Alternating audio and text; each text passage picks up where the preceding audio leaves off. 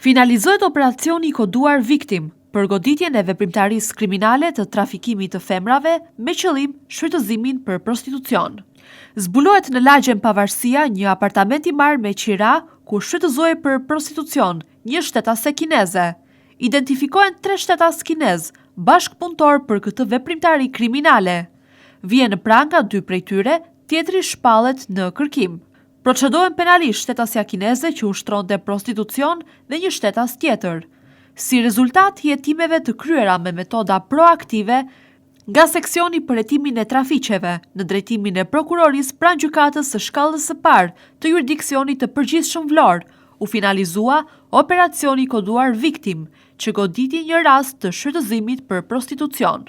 Nga hetimet u identifikuan 3 autorët e dyshuar të kësaj veprimtarie kriminale.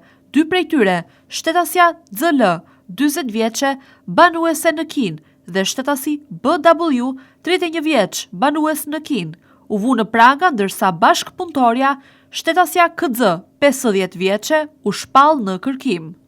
Këta shtetas në bashkëpunim me njëri tjetrin, dyshohet se shfrytëzonin për prostitucion shtetasen kineze JG, 52 vjeçe, në një apartament në lagjen Pavarësia, të cilin e kishin marrë me qira për këtë qëllim.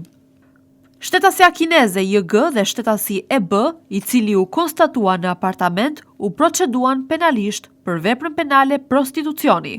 Punohet për kapjen e shtetases kineze të shpallur në kërkim dhe për dokumentimin e kësaj veprimtarie kriminale. Materialet procedurale ju referuan prokurorisë pranë gjykatës së shkallës së parë të jurisdiksionit të përgjithshëm Vlorë për veprime të mëtejshme.